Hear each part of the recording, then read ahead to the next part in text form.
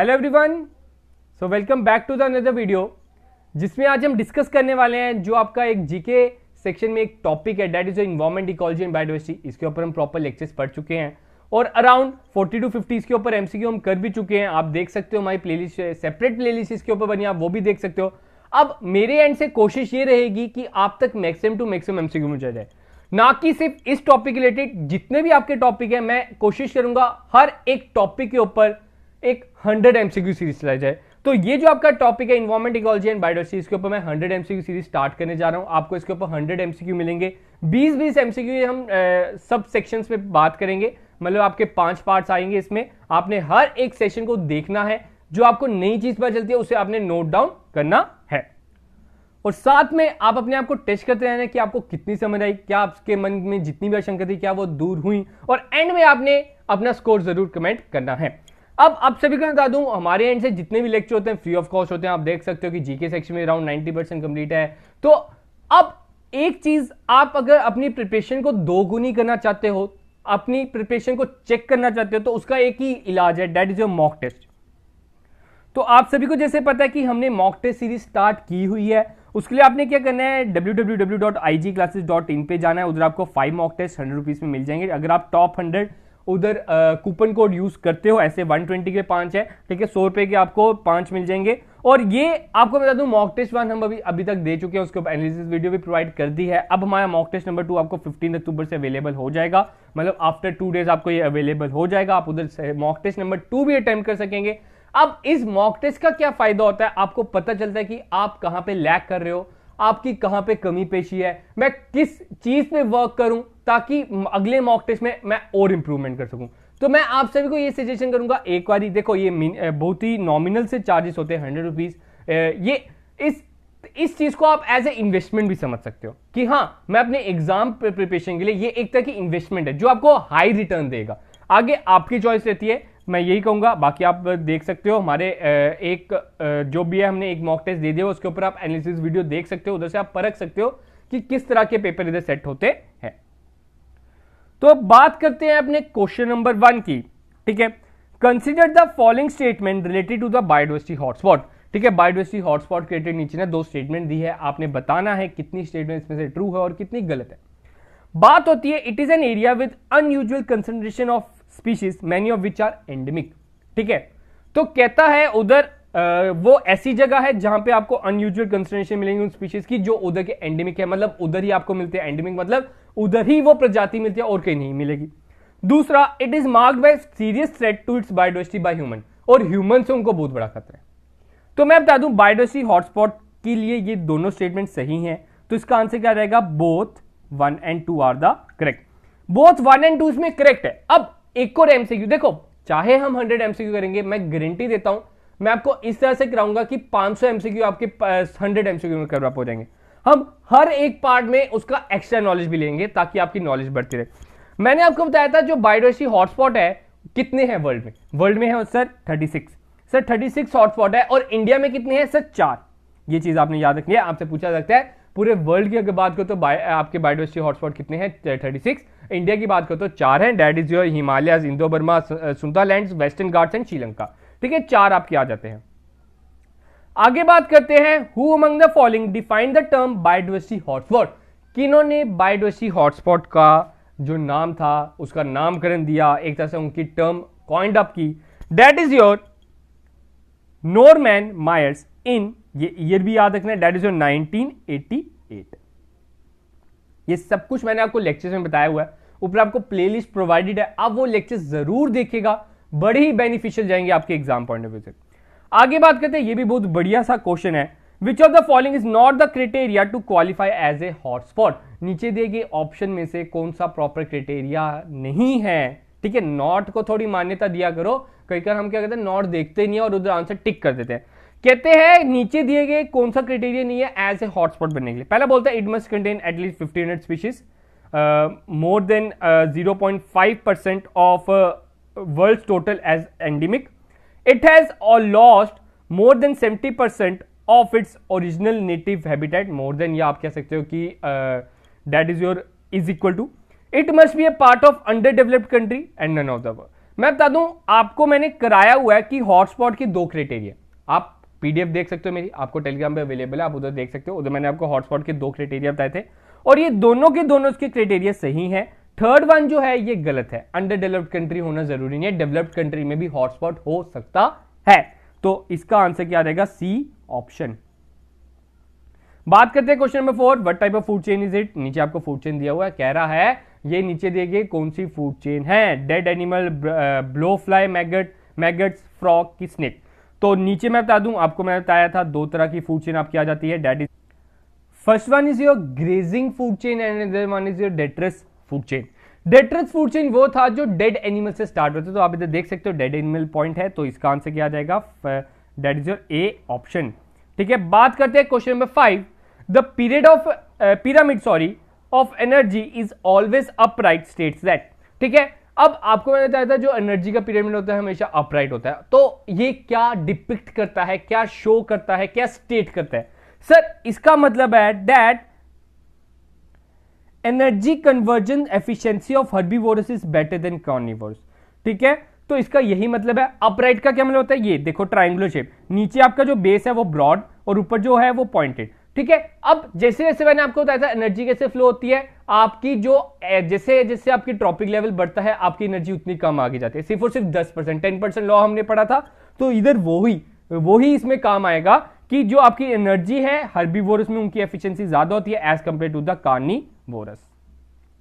बात करते हैं question number 6, the natural place of a organism और a community is known as.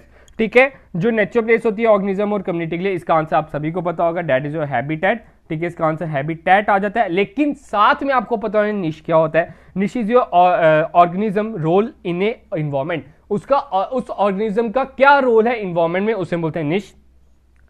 Biome की बात करें, that it is the main group of plants animal living in the area of certain climate pattern, उसे हम बोलेंगे biome.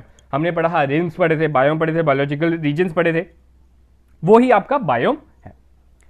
आगे बात करते हैं, in an ecosystem the energy flow is always. अगर इकोसिस्टम में बात करें तो आपकी एनर्जी कैसे फ्लो करती है, that is always unidirection, always bi direction, in an any direction, always down directional. तो इकोसिस्टम में एनर्जी हमेशा हमेशा हमेशा एक डायरेक्शन में ही फॉलो करती है, वो कभी रिवर्ट बैक नहीं आती, पीछे की ओर कभी नहीं आती। तो 7th का आंसर भी क्या आ जाएगा? A option. तो वो हमेशा यूनिडायरेक्शनल होती है। मोस्ट इंपॉर्टेंट क्वेश्चन मैं बता दूं, ये भी बहुत प्यारा क्वेश्चन आया है, that is order of basic process involve in succession. हमने इकोलॉजिकल सक्सेशन पढ़ा था, आप सभी को याद होगा। इकोलॉजिकल सक्सेशन क्या होता है? जब एक प्रजाति को दूसरी प्रजाति कवर अप कर लेती है। हम बात करते हैं जब हम एप्स थे, हम बात करते हैं जब ह्यूमन बीइंग की शुरुआत हुई थी, हम बात करते हैं जब वो एक तरह का जब वो नोमैड था। ठीक है, आगे आगे उसकी प्रजातियां बढ़ती रही, पहले वो लीन होकर चलता था, अब स्ट्रेट हो गया है। तो यही एक तरह का सक्सेशन भी है, आप एक तरह से इसकी एग्जांपल समझ सकते हो। तो सक्सेशन का प्रॉपर प्रोसेस कैसे चलता है? पहला प्रोसेस उसे चलता है न्यूडेशन, उस प्रजाति का पूरा समाप्त होना, invasion, completion, coaction, reaction, then stabilization. तो ये इसका राइट आंसर मैं बता दूं, ये आपने याद रखना है। आपसे इसी क्वेश्चन से, अगर इसी क्वेश्चन से और एमसीक्यू बनाना हो, आपसे पूछा जा सकता है after nudation what is the second step. तो सेकंड स्टेप आपका है उधर invasion. After invasion what will be the another step in your succession, that is your completion and coaction. ठीक है, बात करते हैं 9th क्वेश्चन की। 9th क्वेश्चन बोलता है the process in which successful establishment of species in an new area take place is called. ठीक है, जब न्यू ईयर में सक्सेशन टेक प्लेस करता है, जो स्पीशीज का सक्सेसफुल एस्टेब्लिशमेंट होती है, उसे हम बोलते हैं एसेसिस। आगे बात करते हैं 10th क्वेश्चन की, dash are primary consumers. Primary consumers कौन है? ठीक है, हमने फूड चेन पढ़ा हुआ है। फूड चेन में सर सबसे पहले हमारे आ जाते हैं ऑटोट्रॉप्स। ऑटोट्रॉप्स को खाने वाले कौन आते हैं? हमारे प्राइमरी कंज्यूमर्स। तो प्राइमरी कंज्यूमर्स हमारे कौन है? That is your herbivorous. What are the 2 types of primary productivity? ठीक है, अब हमने प्रोडक्टिविटी भी पढ़ा हुआ है इसमें। तो प्रोडक्टिविटी के 2 टाइप्स थे। ठीक है, अब देखो प्रोडक्टिविटी के 2 टाइप्स है, primary productivity and secondary productivity. अब वो कहता है प्राइमरी प्रोडक्टिविटी के कौन से 2 टाइप है, इस चीज को ध्यान रखा करो। तो प्राइमरी प्रोडक्टिविटी के 2 टाइप्स रहते हैं, that is NPP and GPP. GPP में क्या होता है? टोटल आ जाता है। एनपीपी में आपका जो प्रोडक्टिविटी है उसमें से हम लॉस को माइनस करते हैं ड्यू टू रेस्पिरेशन। तो इसका आंसर क्या रहेगा? C option. बात करते हैं question number 12, what is the rate of production of new organic matter by heterotrophic organism. अगर हिट्रोट्रॉपिक ऑर्गेनिज्म जो है उनके जो रेट ऑफ प्रोडक्शन रहता है न्यू ऑर्गेनिक मटेरियल, तो उसमें क्या कहते हैं, मैंने अभी ऊपर आपको बताया कि हमारे प्रोडक्शन दो तरह की है, प्राइमरी एंड सेकेंडरी। प्राइमरी दो तरह की है, जीपीपी एंड एनपीपी। तो सेकंड आपका अगर हम बात करें हिट्रोट्रॉपिक में कौन सा आता है, that is your secondary productivity. तो 12th का आंसर भी क्या आता है, सी ऑप्शन। बात करते हैं 13th question, approximate how much of the solar energy that falls on the leaves of a plant is converted to chemical energy. ठीक है, मैंने आपको बताया था कि केमिकल एनर्जी आपका फूड चेन हमने पढ़ा था, 10% लॉ ऑफ एनर्जी हमने पढ़ा था। जब फोटोसिंथेसिस प्रोसेस होता है, जब आपकी धूप पड़ती है, आपकी सनलाइट पड़ती है प्लांट्स के ऊपर, तो वो अराउंड 1-2% ही उसके अंदर कैद हो पाती है एनर्जी, आगे 10% ट्रांसफर ही होती है बस। तो वही चीज आ जाती है, तो आपने इसका याद रखना है, 1% से लेस नहीं होती, 1 से थोड़ी ज्यादा ही आप मान सकते हो। तो 2 to 10% is the right one, कि अप्रोक्सीमेट 2 to 10% ही ट्रांसफर होती है। अब आगे बात करते हैं कंजर्वेशन पे, एक्स सेटू कंजर्वेशन। तो नीचे दिए गए एक्स सेटू कंजर्वेशन कौन सा है, हमने पढ़ा है दो तरह के, इन सेटू और एक्स सेटू। इन सेटू होता है कि आप अपने उसके हैबिटेट में उसे कंजर्व करते हो, एक्स सेटू उसके आउटसाइड। ठीक है, तो आउटसाइड हैबिटेट मतलब उसे और कहीं ले जाया जाता है, तो इसमें आपका ऑप्शन आ जाता है दैट इज सीड बैंक। उधर आप जब कंजर्वेशन करते हो उसे हम बोलते हैं ex situ conservation. 15th question, dash is the hotspot of biodiversity in India. अगर बायोडाइवर्सिटी की हॉटस्पॉट मैंने आपको 4 बताई, तो कौन से हैं इसमें से 4 में से एक ही आपको दिया हुआ hotspot, that is your western Ghats. तो इसका answer D option. 16, what is the correct full form of IUCN। ठीक है, IUCN आप सभी को पता होगा, एक संस्था है, ठीक है, एक इंटरनेशनल ऑर्गेनाइजेशन है। तो उसकी फुल फॉर्म क्या है जो नेचर को कंजर्व करती है। ठीक है, तो इसकी फुल फॉर्म क्या आ जाएगी, international union for conservation of nature. ठीक है, जो कंजर्वेशन ऑफ नेचर को कंजर्व करती जो काम करती है, उस यूनियन को क्या नाम दिया गया, IUCN। अब आपने कमेंट सेक्शन में लिख के बताना IUCN का हेडक्वार्टर्स कहां पे है। ठीक है, जल्दी से सर्च कीजिए, मैंने पढ़ाया भी हुआ वैसे, तो आप उसको कमेंट सेक्शन में जरूर लिखिए। अब 17th क्वेश्चन की बात करते हैं, विच ऑफ द फॉलोइंग, बड़ा इंपॉर्टेंट क्वेश्चन है, इसमें मैंने आपको एक नई चीज बतानी है। Which of the following is are true regarding IUCN। ठीक है, world conservation congress is IUCN principal governing body, IUCN current president is Zhang Xinsheng. तो आप कहेंगे sir second option is the right one. तो मैं बता दूं, करंट के साथ वाकिफ रहा करो, ये करंट नहीं है। ठीक है, मैंने आपको यही पढ़ाया हुआ क्योंकि उस टाइम पे यही थे। ठीक है, तो पहले स्टेटमेंट की बात करते हैं, कहते हैं वर्ल्ड कंजर्वेशन कांग्रेस। तो वर्ल्ड कंजर्वेशन कांग्रेस इसकी नहीं है प्रिंसिपल गवर्निंग बॉडी, इसकी प्रिंसिपल गवर्निंग बॉडी है IUCN काउंसिल। इस काउंसिल में आपको वाइस प्रेसिडेंट भी मिलेगा, प्रेसिडेंट भी मिलेगा, ट्रेजरर भी मिलेगा, सेक्रेटरी भी मिलेंगे। ठीक है, तो ये IUCN काउंसिल आपकी होती है प्रिंसिपल गवर्निंग बॉडी। तो पहला ऑप्शन तो इधर ही गलत हो जाता है। दूसरा बोलता है IUCN के करंट प्रेसिडेंट ज़ैंग ज़िंगचैंग है। तो मैं बता दूं 2021 में ही अभी चेंज हुए हैं। तो इस टाइम के रिसेंट आपने याद रखने, दैट इज योर राजान अल मुबारक।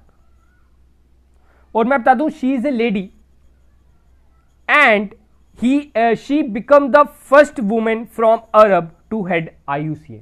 अरब से अगर बात करें तो ये फर्स्ट है। ठीक है, एशिया से बात करें तो ये फर्स्ट है। ठीक है, आपने याद रखना है। तो कौन है इस टाइम पे, राजन अल मुबारक, जो फर्स्ट वुमेन है अरब से। तो इसका आंसर क्या रहेगा, neither 1 and 2 are the correct, कोई भी इसमें करेक्ट नहीं है। 18, what is the Kashmiri red stag are known as. अब आप कहेंगे सर ये कहां से आ गया, ये क्यों नहीं आएगा, सब कुछ आएगा इसमें, रेड डाटा बुक आती है ना, हाँ ये भी आएगा। तो रेड डाटा बुक में कहता है कश्मीरी रेड स्टैग को किस नाम से जाना जाता है, दैट इज हंगुल। ठीक है, 19 क्वेश्चन की बात करते हैं, Montreal protocol was addressing which of the following environmental issue. जो आपका मॉन्ट्रियल प्रोटोकॉल है वो कौन से इशू के रिलेटेड है, that is your ozone depletion in stratosphere. ठीक है, 20th क्वेश्चन की बात करते हैं, which of the following can be listed as a co benefit of the Montreal benefit. तो मॉन्ट्रियल प्रोटोकॉल के को बेनिफिट कौन गिने जाते हैं, that is your reduction in CO2 emission. जो आपकी कार्बन डाइऑक्साइड है उसकी इमिशन को रिड्यूस करना, that will be the Montreal main motto, main benefit मैं कहूंगा। तो ठीक है गाइस, ये थे आपके कुछ टॉप 20 MCQ। अब आप सभी को याद होगा कि लास्ट 4-5 डेज से मेरा कोई लेक्चर नहीं आया, तो sorry for that. Actually I was little bit busy, कुछ फंक्शन से, कुछ एग्जाम से, तो उसी में थोड़ा सा बिजी पर निकल गया, थोड़ा सा टाइम नहीं मिला। लेकिन अब से रेगुलर मेरी कोशिश रहेगी 5 to 6 डेज में आपका ये टॉपिक जो आपका है इन्वायरमेंट, इकोलॉजी एंड बायोडायवर्सिटी खत्म कर दिया जाए और नेक्स्ट हम टॉपिक पकड़े जिसके ऊपर टॉप 100 MCQ आपको मिले। तो गाइस अब यही है, आप अपनी तैयारी रखिए। आप मुझे मैसेजेस बहुत आ रहे हैं कि सर FA का पेपर कब होगा, मैं आपको थोड़ा सा कंफर्म करके बता देता हूं कि क्या है, ठीक है। मैं आपको एक प्रॉपर अपडेट दे देता हूं, थोड़ा सा देख लो। अब कल जो नोटिस आया, बच्चों का कहना है कि हाँ सर 3 महीने बाद 3 महीने यही पेपर चल जाएंगे, ऐसा कुछ नहीं है। अगर उन्होंने पेपर लेना हो तो बीच में ले भी सकते हैं, आगे उनका डिसीजन है, हम बोलने वाले कोई नहीं है। आगे अगर होगा तो आपको 1 मंथ पहले आपको नोटिस आ जाएगा कि हाँ बच्चों तैयार हो जाओ, आपका पेपर है, ठीक है। तो यही कहूंगा, आप अपनी तैयारी रखिए, अपने नोट्स बनाते रहिए, अपने ट्रैक को भटकने नहीं दीजिए। हर एक यही चाहता है कि हाँ जो प्रॉपर प्रिपेयर करा वो भटक जाए, लेकिन आपने भटकना नहीं है। अगर आप इस प्रिपरेशन को सच्चे मन से, सच्ची चाह से चाहते हैं, अगर आप चाहते हैं कि हाँ मुझे ये जॉब चाहिए, हाँ मैंने फाइनेंस अकाउंट असिस्टेंट लगना है, हाँ मुझे ये जॉब प्रोफाइल चाहिए, तो आपको मेहनत करनी पड़ेगी, आपको कंसिस्टेंसी नहीं छोड़नी नहीं पड़ेगी, नहीं छोड़नी, ठीक है। तो ये मेन चीज है, ये मेरी बात को गांड मान लीजिए, याद रखिए, कंसिस्टेंसी इज द मेन की टू सक्सेस। जब भी एग्जाम होगा आप ही होंगे फर्स्ट लिस्ट में, मैं कहूंगा, अगर जिसने कंसिस्टेंसी बनाई रखी, जो प्रॉपर पढ़ते रहा बिना किसी के बेकावे में आकर, बिना किसी की बात सुने प्रॉपर जो पढ़ते रहा, वो ही इसमें कामयाब हो सकेगा। मैं यही कहूंगा, आगे आप अपनी प्रिपरेशन करते रहिए। मेरा यही है कि मैं आपको गाइड ही कर सकता हूं, आपको बता ही सकता हूं, आपके लिए एफर्ट्स ही कर सकता हूं, बाकी मेहनत आपकी। मेरा कोटा सिर्फ और सिर्फ 1 to 5% ही रहता है। आप कह सकते हो कि आपका 95% आपकी मेहनत रहेगी। जब आपकी जॉब लगेगी तो आपका नाम रहेगा, मेरा नहीं रहेगा। मैं यही कहूंगा, माना यही जाएगा, मोहल्ले में यही बात होगी कि हाँ शर्मा जी के बेटे ने पेपर पास किया है, ठीक है। तो यही कहूंगा, पढ़ते रहिए, किसी के बेकावे में नहीं आए। तो आज से मैं आज वीडियो से आपसे अलविदा लेता हूं। तो मिलते हैं कल अपने नेक्स्ट 20 MCQ के लिए। तब तक लिए प्रिपेयर्ड रहिए, एक बार लेक्चर्स देख लीजिए, एक बार अपने नोट्स चेक कर लीजिए, पढ़ लीजिए और तब कल इस वीडियो को देखिए। Okay, thank you guys, have a good day.